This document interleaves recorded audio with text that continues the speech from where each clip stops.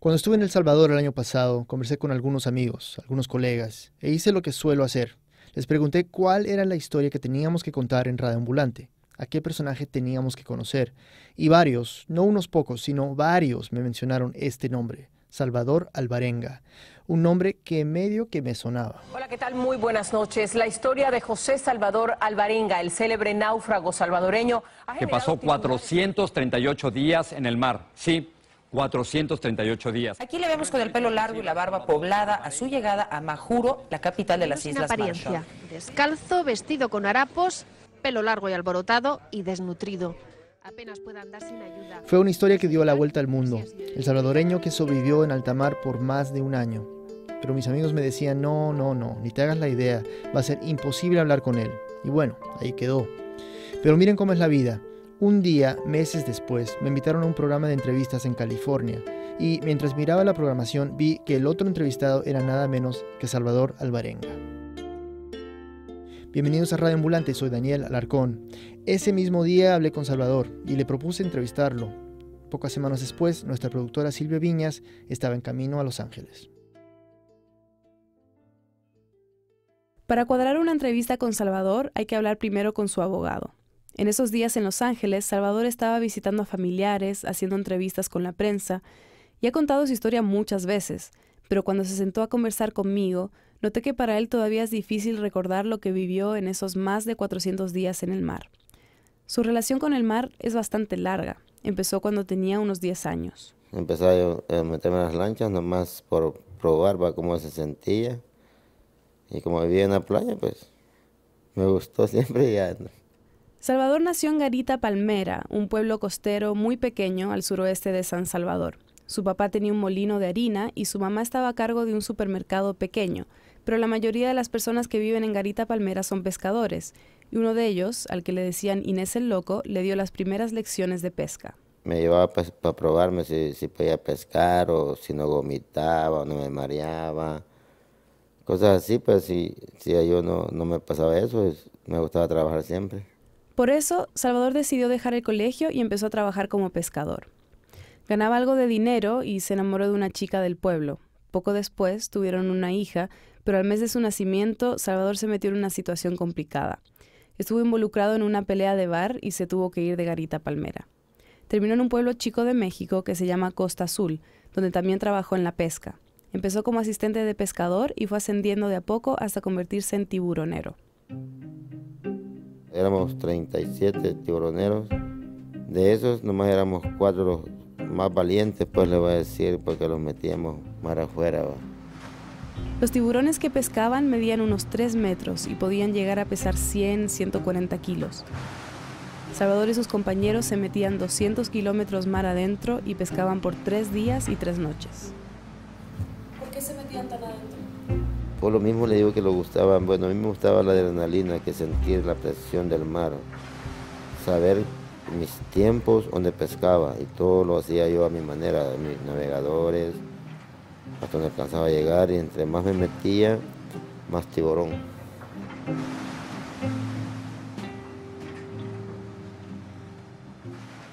Una mañana de noviembre del 2012, Salvador se despertó como cualquier otro día y se preparó para salir a pescar con su compañero, al que le decían Rey Pérez. Llevaba yo ropa, cobija, navegador, radio, teléfono, comida, cigarros, cosas. Salvador era el capitán de la lancha y con Rey trabajaban muy bien. Ya llevaban años pescando juntos. Pescábamos, él hacía su trabajo, yo manejaba los motores, y él encarnaba, él mataba pescado, él... Todo bien, pues todo tranquilo, no andar peleando, siempre andar sabiendo lo que íbamos a ganar, va. Esa mañana navegaron 6 horas hasta un sitio donde sabían que la pesca era buena. Pescaron y de madrugada decidieron hacer el viaje de vuelta a tierra para bañarse, comer, reaprovisionar el bote y salir de nuevo. Pero cuando llegaron a Costa Azul, Rey le dijo a Salvador que tenía que ir a firmar unos papeles. Le pidió que lo esperara, que ya venía y que podían salir a pescar de nuevo. Salvador le dijo que lo esperaría hasta las 11, pero llegaron las 11 y Rey no llegaba.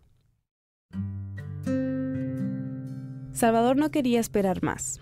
Un amigo consiguió que un joven de 22 años, Ezequiel Córdoba, lo acompañara.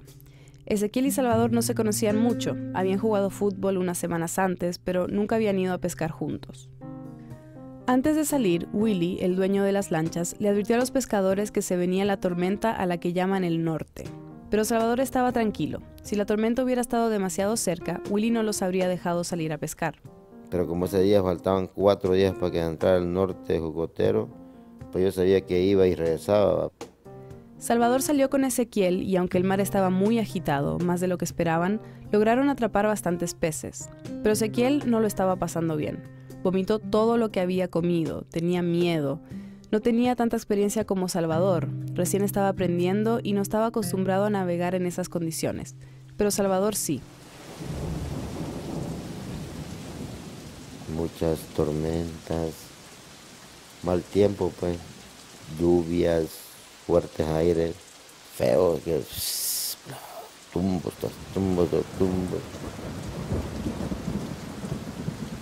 Con las olas o tumbos, como dice Salvador, y el peso de los pescados, era casi imposible controlar la lancha. Salvador tuvo que tomar una decisión. Tiré 600 kilos de pescado, porque si no tiro eso me hundo. No les quedaba otra que tratar de regresar a tierra, pero el regreso a la orilla, bajo las condiciones en las que estaba el mar, era complicadísimo. Les esperaba un viaje de unas 5 horas, navegando por una tormenta que se ponía cada vez peor. No sabían bien dónde estaban. El agua que entró en el bote había mojado el GPS. Y para empeorar las cosas... Pues yo venía manejando los motores así. Cuando empiezan a hacer... Me apagaron. ¿Qué pasa? Jalémosle. No, nada. Me hice ampollas en mis manos. Aquí. No, los motores que no se imaginan. Imposible, dije yo. Llamó a Willy, su jefe, con el radio que todavía funcionaba, para avisarle que los motores de la lancha se habían dañado. Estoy frente a boca al cielo, le digo, búsqueme aquí a 30 grados. No, pero era imposible. Después me habló. Imposible, cuando eso estábamos haciendo, cuando cayó la ola y se llevó radios, se llevó cobijas, se llevó... Se llevó todo, y casi se lleva a Ezequiel, que con el impacto de la ola se cayó al mar. Al impacto del tumbo, cayó, yo lo levanté del pelo. Lo metió de nuevo a la lancha, pero Salvador me contó que Ezequiel después le decía, hubieras dejado que me muriera, ahora no estaría sufriendo.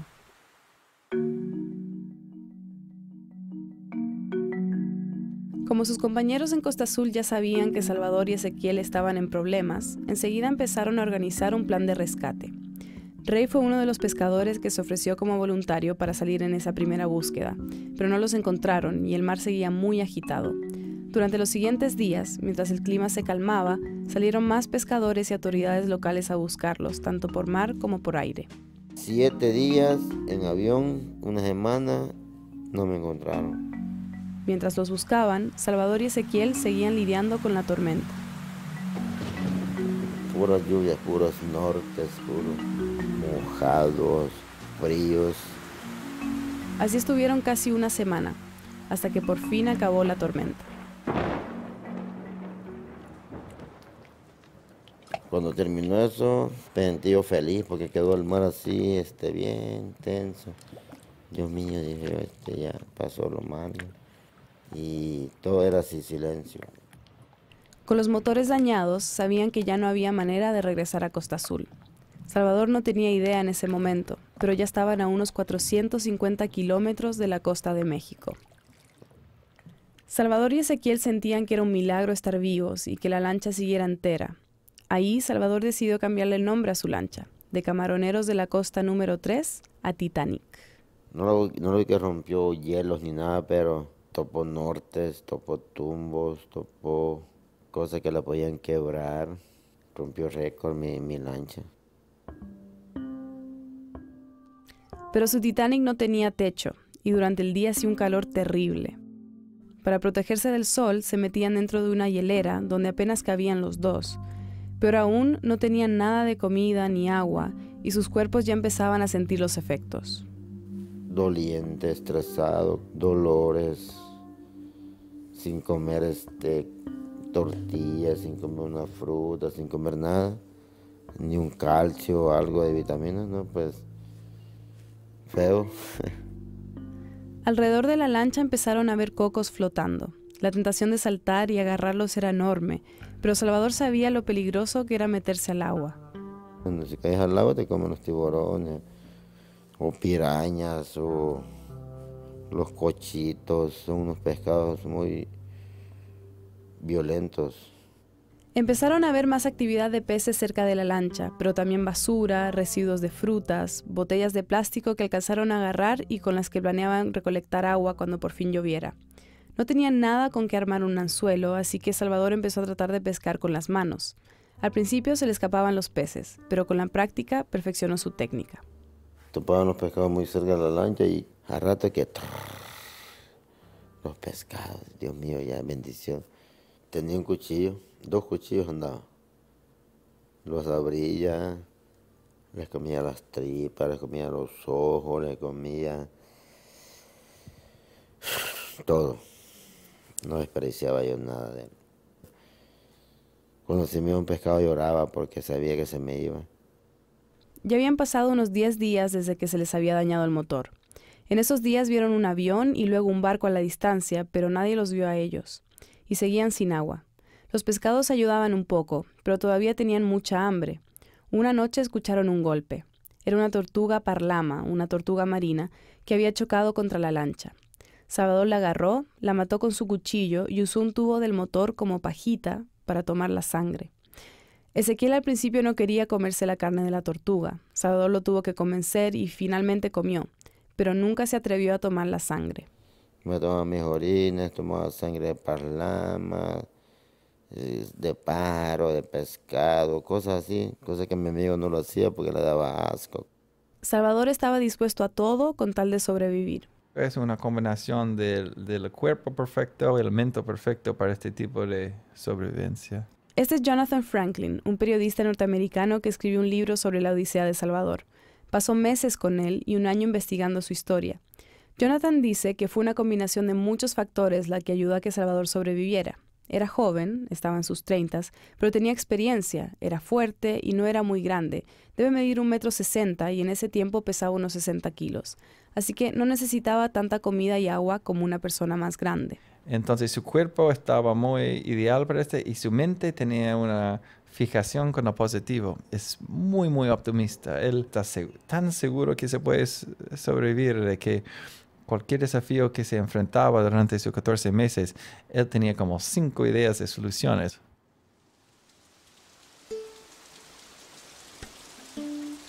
Unas 2 semanas después de quedarse sin los motores, por fin llovió. Bendición de Dios. Llovió como unos 10 minutos quizás.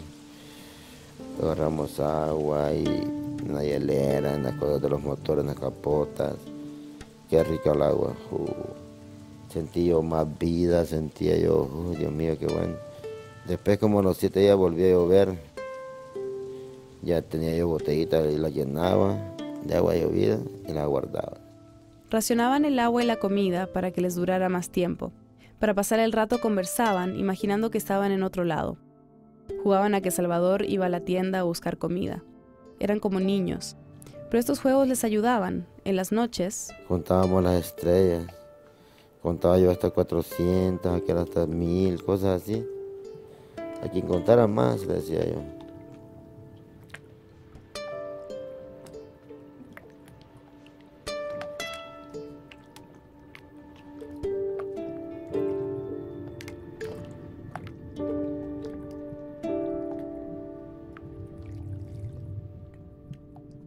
Pero a pesar del optimismo de Salvador, era difícil mantener el buen ánimo. Es un estrés, pero no toda la gente soporta ese estrés ahí. Siempre iba pensando en la muerte y en uno. Se pone a pensar uno muy feo las cosas. Para Ezequiel era particularmente difícil. El niño lloraba mucho, clamando a su mamá, no sé qué, a sus hermanos. Salvador hacía lo posible para ayudarlo, pero un día Ezequiel tocó fondo. A su dieta de pescados y tortugas habían agregado pájaros que obviamente se comían crudos. Un día Ezequiel no se dio cuenta de que el pájaro que había escogido para comer estaba verde por dentro. El pájaro se había comido una culebra. La culebra ya estaba disolvida en el pájaro, va. Nomás quedó el puro esqueleto.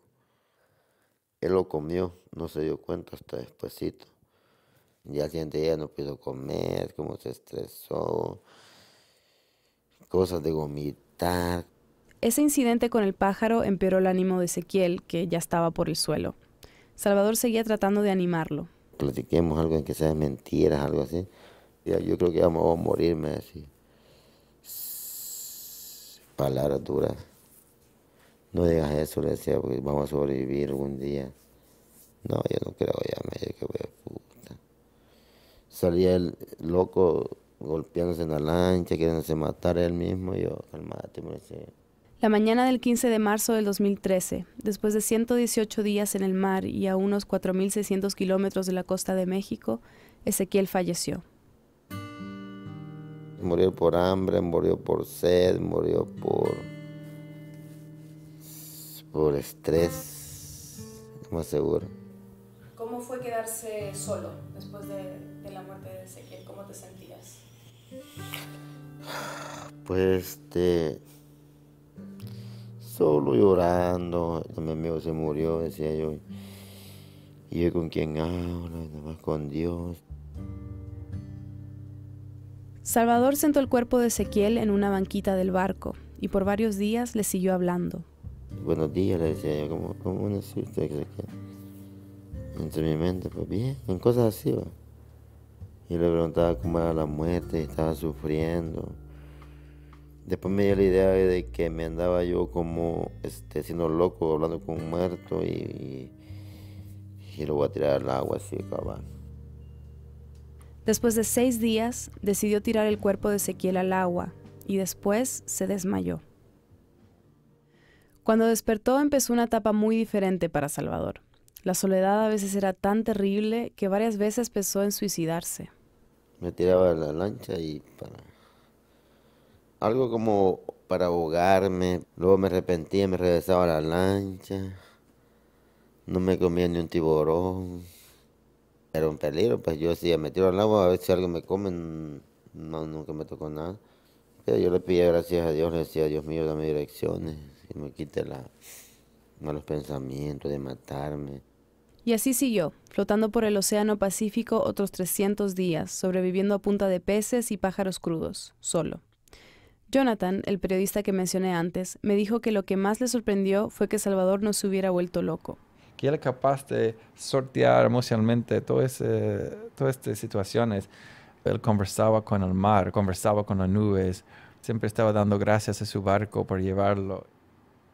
El 15 de enero del 2014, 424 días desde que se le dañaron los motores de la lancha, Salvador empezó a ver unas luces muy a lo lejos. Las vio durante días y temía que su lancha, con la corriente del mar, pasara de largo. 2 semanas después, empezó a ver muchos pájaros. Porque ellos solo se caían en la lancha. Dios mío, cuánta comida, vos decía, yo ni los agarraba, no que solo caían hasta abajo. Mío yo árboles. Dios mío, costa. Estoy alucinando, dije yo. Salvador calculó que estaba a unos 20 kilómetros de la orilla. No tenía fuerzas para nadar esa distancia y sabía que podía toparse con tiburones, así que siguió en la lancha, esperando que la corriente lo llevara a la orilla. Me dormí media hora después de ver la costa. Va. Ay, que bien lleno, sabroso, tomé un poco de agua. Cuando despierto, Dios mío, me salvé ya. Estaba muy cerca a la orilla. Agarró su cuchillo y se lanzó. El agua le llegaba a la cintura, pero no podía caminar. Tenía los pies hinchados y le ardían. Así que gateó hasta llegar a la arena seca. Era una isla deshabitada. No veía personas ni edificios, solo playa y vegetación. Colapsó del cansancio y se quedó dormido. Cuando despertó, siguió gateando, moviéndose hacia adentro de la isla. Había llegado a una islita pequeña que es parte de Ebon, un conjunto de 22 islas en las Islas Marshall. Si visualizan en su mente un mapa del mundo, las Islas Marshall se ven como un montón de puntitos muy chiquititos al noreste de Australia, entre Australia y Hawái. Salvador seguía gateando, paraba y descansaba, se dormía, se volvía a despertar, comía cocos que encontraba en el camino y que cortaba con su cuchillo. Seguía avanzando y así. Se quedó dormido y a la mañana siguiente vio algo rojo que al principio le costó reconocer. Estaba lejos, del otro lado de un canal, y después escuchó un gallo. Caminó hacia la mancha roja y se dio cuenta de que era una camiseta colgada de una cuerda. Tenía que parar a cada rato para descansar. Llegó a la orilla del canal y del otro lado vio la camiseta y una casita pequeña, una choza. Grité, auxilio. Desde la casita, una mujer, Emi, estaba desayunando cuando escuchó a Salvador y lo vio al otro lado del canal. Russell, su esposo, se asustó al verlo. Salvador estaba casi desnudo, flaco, con el pelo largo y con barba, pero Emi insistió en que tenían que ayudarlo. Así que salieron de su casa y se empezaron a acercar al canal. Salvador estaba del otro lado. Me vieron peludo, desnudo y con el cuchillo. Y yo quería abrazarlo, pues, pero como había un canal donde tenía que yo pasar, me daba miedo el agua. Volver al lago, meterme, decía, Dios mío, no puedo. Russell le gritaba en inglés que tirara el cuchillo. Salvador no entendía inglés, pero entendió las señas y no quería deshacerse de su cuchillo. Había sido clave en su supervivencia. Pero se resignó y después de tirarlo al agua, se arrodilló y empezó a rezar. Ahí Russell se acercó. Me abrazó y me dio una camisa, me levantó como bien flaquito yo. Emi y Russell lo vistieron y lo llevaron a su casa. Salvador estaba aterrado. No había visto a otro ser humano por más de un año y no tenía ni idea de dónde estaba. Pero Emi y Russell le dieron comida, agua, ropa y poco a poco Salvador empezó a sentirse más cómodo. Trataba de comunicarse con ellos a través de señas. Le pasaron un lápiz y un papel para que escribiera. Ellos no hablaban español, pero Russell agarró el papel y navegó hasta la isla principal de Von. Ahí Russell le pasó el papel a un niño y ese niño se lo pasó a la alcaldesa, quien entendió algunas palabras del mensaje como amigo, mamá y papá. Los rumores de que había llegado un náufrago a una de las islas de Von ya estaban rodando por ahí. Un grupo de 3 personas, la alcaldesa, un policía y un antropólogo, se organizaron y se fueron en bote hasta la casa de Emi y Russell. El plan era averiguar más sobre Salvador, ver cómo estaba y llevarlo de vuelta a la isla principal de Von. Pero claro, el viaje a esa isla era en bote. No, yo me quería correr, yo no me quería subir. Otra vez al mar, decía yo. Pero los capitanes, ya ves, pues, me sentaron en una silla y me dijeron de que no me preocupara, que me pusieron una cosa como salvavidas, algo para que no pensara mal yo. Llegaron a las oficinas municipales de Von, y mientras los oficiales se comunicaban con Majuro, la capital de las Islas Marshall y la ciudad más grande, no paraba de llegar gente para ver a Salvador. Mientras tanto, Salvador estaba desesperado de estar ahí, en Evon, rodeado de esa gente, sin entender nada y sin recibir la asistencia médica que necesitaba. El 31 de enero, 2 días después de que llegó a tierra, salió el primer artículo sobre Salvador. Y unos días después, por fin llegó un bote oficial de la policía para recogerlo y llevarlo a Majuro. Ese es el momento que todos vimos en las noticias. Salvador saliendo de un barco, con ropa que le queda grande, con una lata de Coca-Cola en la mano, barbudo y tambaleándose mientras lo ayudan a caminar por la rampa que sale del barco. Afuera lo esperaban periodistas y personas de la isla que querían ver al ya famoso náufrago. Y ahí empezó el acoso de los periodistas. Quebraban ventanas para que yo les dijera así como estás ahorita. Y yo no quería hablar nada, pues. Había muchas dudas sobre la veracidad de su historia. El relato del náufrago plantea todavía muchas interrogantes, tanto por el... 13 meses a la deriva en el mar. Y no estás comiendo las 3 comidas, 4 comidas diarias.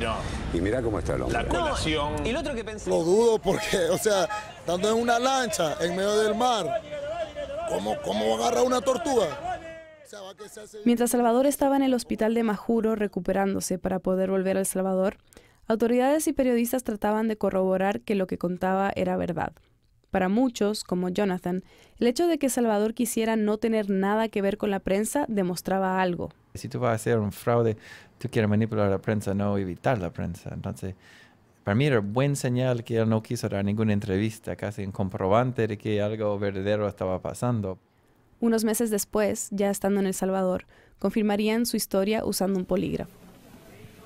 Después de 11 días en las Islas Marshall, los doctores dijeron que ya estaba lo suficientemente bien para viajar y regresar a El Salvador. En el video de su llegada, se ve a Salvador ya afeitado, con el pelo corto, saliendo en una silla de ruedas empujado por unos funcionarios. Se ve el flash de las fotos. Detienen la silla frente a un micrófono, se lo dan pero Salvador no puede hablar. Coge el micrófono, suspira, mira para abajo y se escucha muy bajito que dice: no hallo qué decir. Trata de nuevo, pero no puede. Y después empiezan unos aplausos. Un funcionario toma el micrófono y le pide comprensión a los periodistas y a la gente que está ahí esperando. Pero después se escucha a periodistas acosándolo cuando le gritan: ¿cómo te sientes en tu país? Y una funcionaria exigiéndole: saluda, saluda. Ya en el hospital, cuando lo entrevistaron del Ministerio de Salud, Salvador pidió que lo dejaran tranquilo. Don José, la población quiere saber cómo se encuentra. Me encuentro bien. Quisiera de que me dejaran tranquilo, no más preguntas, ni más fotos, ni más. Quiero estar solo con mi familia, pasar yo bien, y no más eso. Ya.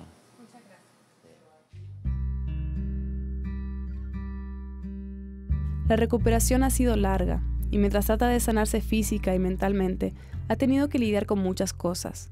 Algunas felices, como reencontrarse con su hija Fátima, que no veía desde que era un bebé, y con sus padres. Pero también ha tenido que pasar por cosas muy difíciles. Quizás una de las más duras fue regresar a México para ir a ver a la mamá de Ezequiel. Durante esos primeros días, cuando estaban en el barco, se habían hecho una promesa. Si uno de los dos moría, el que sobreviviera tenía que ir a ver a la familia del otro. Un encuentro muy duro. Yo le dije a la señora, yo estaba preparada para que le voy a decir. Me abrazó. Lo siento, pero su hijo se quedó. Le digo, no sé qué país, no le puedo decir. Salvador dice que la mamá de Ezequiel se desmayó. Él, a pesar de todo, se sentía tranquilo por haber cumplido su promesa. Tal vez han escuchado los rumores de que la familia de Ezequiel estaba demandando a Salvador porque supuestamente se lo había comido. Eso pasó después de que entrevisté a Salvador, así que le pregunté a Jonathan al respecto, y me dijo que él muchas veces le preguntó a Salvador esto mismo. Y él siempre tiene una respuesta muy clara, dice que en ese tiempo tenía mucha comida, tenía un par de tortugas, pescado, entonces él no hablaba mucho de una cuestión moral, él hablaba de que simplemente no fue necesario. Lo de la demanda no está claro, pero la mamá de Ezequiel dice que a ella nadie le había dicho nada sobre esto, y lo más importante, que no tiene ningún resentimiento hacia Salvador. Cuando hablé con él, se habían cumplido casi 2 años desde que apareció en las Islas Marshall, y desde entonces su vida ha cambiado radicalmente. Le pregunté si le gustaría que llegue el día en que nadie le pregunte más sobre sus 438 días en el mar. Imposible, que siempre la gente me va a preguntar. Hasta que me muera, quizás. Sí, porque mientras siempre la voy a escuchar.